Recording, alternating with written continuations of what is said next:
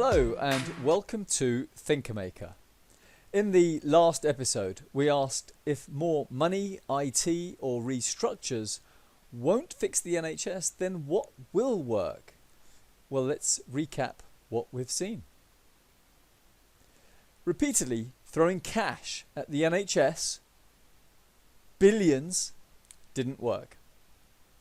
Throwing big data and IT at the NHS also didn't work.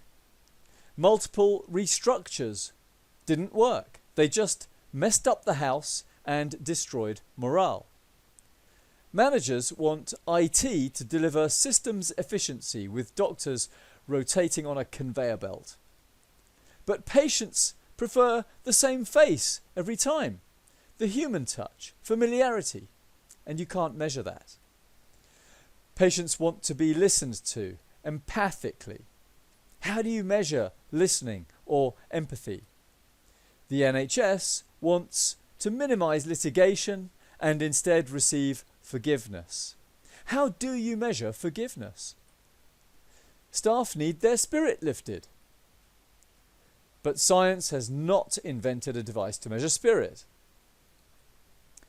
Just think of your own life. These circled needs are real, essential qualities to manage human, mental and physical health and happiness. Pause now, check them out. Most are tough to quantify, and in our metrics culture they get ignored. So now let's see why we ignore unmeasurable things.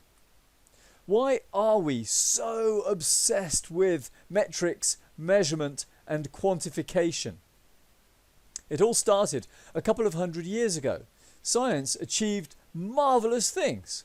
Machines more powerful than horses to do work. It was the age of reason, underpinned by science's objective method to understand the properties of physical things. And we've prioritised objectivity ever since, celebrating science and technology in expos to this day. Objectivity is hammered into us. Remember science class? To get truth, set up experiments, don't touch, be unbiased, measure things, analyse data and draw conclusions. And due to science's successes, objectivity caught on. All areas of study adopted it. But it creates an enormous blind spot, a bias against things in life which cannot be measured, like emotions, which are central to healthcare outcomes. And human touch, eye contact, trust, familiarity, forgiveness. Such things never get the spotlight, largely ignored, while the spotlight shines only on what's measurable. People, especially the highly educated, have become addicted to rational objectivity. They've sacrificed their subjective, intuitive radar and emotional intelligence. The ruling fashion is to understand the world exclusively through the lens of objectivity, evidence, and allowing numbers to dominate. And these days, objectivity of science gets all the glory and credit. But should we put that much faith exclusively in objectivity? Let's take a quick look at science's many failures. Just as we subtract losses from gains to get a true picture in finance, it's wise to balance science fails against successes. So, science bragged and assured that the Titanic was unsinkable. It sank. Science bragged and assured it can safely drill for oil in deep water. It leaked a disaster. Science bragged its structures could take airplane hits. They collapsed tragically. Science boasted and assured the longest suspension bridge is safe. It fell in 6 months.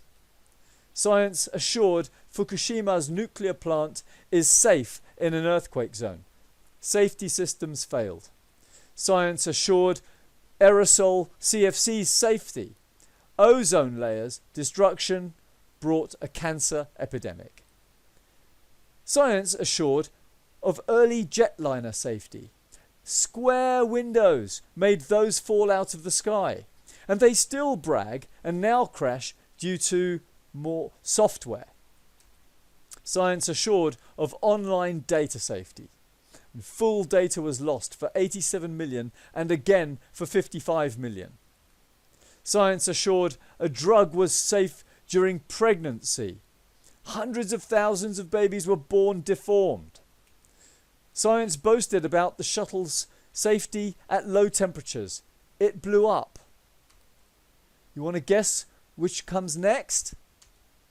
Science boasts about safety of virus experiments called gain of function inside airlocked labs. They take a virus, manipulate its DNA to make it mutate into a stronger version. Why? To satisfy curiosity? Anyway, those labs have biosafety levels 1, 2, 3, 4, and disease bugs have been escaping from level 4 labs. Science journals don't widely publish these failures. Even worse, in China, science papers are censored. In the US, failures are kept secret. So many examples of science fails, and there are many more. Science is not some all-powerful, dependable force in which to place faith and spirit. Do you see? Way too much faith in objectivity, evidence, and allowing numbers to dominate our view. It's just a useful tool, but we've allowed scientific objectivity to become ruler of our world, a dictator. Some even treat it like a god. This is a problem. Think, a screwdriver, a useful tool, versatile, but would you use it to eat soup?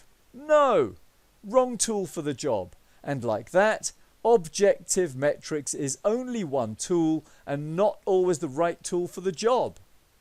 Science does repeatedly disprove itself. Just like this. One scientist says, I've got the answer. Another says, no, that's old. This is the answer. And then another says, no, wait, that's old. This is the answer. The 2020 COVID pandemic is a great example. First, Imperial College objectively predicted masses of deaths. Then the Financial Times reported that. Then Oxford University objectively proposed a very different picture. And then Imperial College objectively predicted to change its mind. And so did the Financial Times. Just like the fashion world. Data can also mislead. Look at this scenario. We have 5 people. One of them gets 5 tattoos. None of the others have a tattoo. With basic maths, we calculate the average number of tattoos per person. 5 tattoos divided by 5 people averages 1 per person. Now imagine that a news journal reports that tattoos are getting popular, saying on average everyone has 1 tattoo. Well, the data in the news is not wrong technically, but it misrepresents the truth. At times like these, sharp emotional intelligence drawing on intuitive pattern recognition skill is powerful to spot false reality in the data. You might ask, why does this all matter?